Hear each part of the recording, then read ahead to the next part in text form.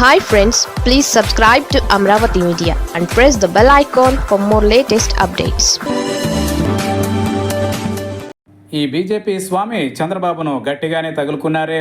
బీజేపీకి చెందిన నేత సుబ్రహ్మణ్య స్వామి, తమిళనాడుకు చెందిన ఈ నాయకుడు లాజిక్లలో కింగ్, న్యాయపరమైన అంశాలలో దిట్ట, కోర్టులలో కేసులు వేయడంలోనూ ఆయన ఘనాపాటి. ఆయనకు చంద్రబాబు అంటే గిట్టదు, ఎందుకంటే కారణాలు తెలియవు. ఇక కేంద్రంలో అధికారంలో ఉన్న మోడీతోనూ ఆయనకు ఎప్పుడో చెడింది. బీజేపీ 2014లో అధికారంలోకి వచ్చినప్పుడు మోడీకి ఫుల్ సపోర్టుగా ఆయన నిలిచారు. ఆయన మోడీ కేబినెట్లో ఆర్థిక మంత్రి కావాలని అనుకున్నారు అని అంటారు. అయితే మోడీ ఆయనను పక్కన పెట్టి అరుణ్ జైట్లీకి అవకాశం ఇచ్చారు. ఆయన మరణం తరువాత నిర్మలా సీతారామన్కి ఛాన్స్ ఇచ్చారు. అయితే మోడీ మీద నాటి నుంచి స్వామి రగులుతూనే ఉన్నారు అని అంటారు. ఆయన బీజేపీ ఆర్థిక విధానాలను గట్టిగా ప్రశ్నిస్తూ వచ్చారు. మోడీ ఆధ్వర్యంలో కేంద్రం తప్పుల మీద తప్పులు చేస్తోందని కేంద్రంలో ఉన్న తమ పార్టీనే ఆయన నిలదీస్తూ వచ్చారు.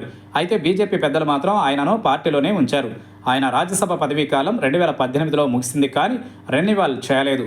ఇక ఏపీ సీఎం చంద్రబాబు విషయంలో స్వామి ఎందుకో మొదటి నుంచి ఆగ్రహంగానే ఉంటున్నారు. అదే సమయంలో ఆయన జగన్కి మద్దతుగా ఉంటూ వస్తున్నారు అంటారు.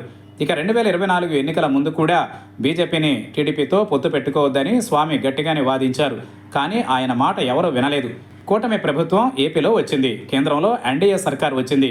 స్వామి కొన్నాళ్లు సైలెంట్గా ఉన్నారు. ఇప్పుడు చంద్రబాబు తెచ్చిన లడ్డూ ఇష్యూలోకి దూరారు. చంద్రబాబు తప్పుడు మాటలు చెబుతున్నారని ఆయన చేసిన వ్యాఖ్యలు నిరాధారమని కూడా అంటున్నారు. దాంతోపాటు శ్రీవారి విషయంలో చంద్రబాబు మహా అపచారం చేశారని, ప్రభుత్వం 5 ఏళ్ల పాటు కొనసాగడం డౌటే అని ఒక సంచలన కామెంట్ కూడా స్వామి చేశారు. చంద్రబాబు చేసిన వ్యాఖ్యల మీద తప్పుపడుతూనే శ్రీవారి లడ్డూ ఇష్యూలో వాస్తవాలు తెలిసేలా యాక్షన్ కోరుతున్నారు. అదే సమయంలో ఆయన సుప్రీంకోర్టు ద్వారా ఏపీ ప్రభుత్వాన్ని నేరుగా ఎదుర్కోవడానికి రెడీ అయ్యారు. ఇవన్నీ ఇలా ఉంటే స్వామికి మోడీ, చంద్రబాబు ఇద్దరూ ప్రత్యర్థులే కాబట్టి ఆయన అందుకే రంగంలోకి దిగారని అంటున్నారు. ఈ విషయంలో స్వామి కార్యం సకార్యం అన్నట్లుగా స్వామి వైఖరి ఉందని అంటున్నారు. ఆయన బీజేపీని వెనకేసుకుని రావడం కూడా బీజేపీ నేతలకు ఏమాత్రం మింగుడు పడడం లేదు. మాజీ ఎంపీ, బీజేపీ నేత అన్న ట్యాగ్తో ఆయన చేస్తున్న ఈ న్యాయ యుద్ధం ఏపీలో కూటమికి అర్థం కావడం లేదు. ఆయన వైసీపీ అనుకూలురు అని ఊరుకోవడానికి లేదు, అలాగని ఆయనకు ఎదురెళ్లడానికి లేదు. మొత్తానికి స్వామి ఎంట్రీతో ఈ వివాదం కొత్త మలుపు తిరిగిందని అంటున్నారు. న్యాయపరమైన అంశాలలో పట్టు ఉన్న స్వామి న్యాయ సమరం ద్వారా ఏం చేయబోతున్నారో చూడాల్సి ఉంది.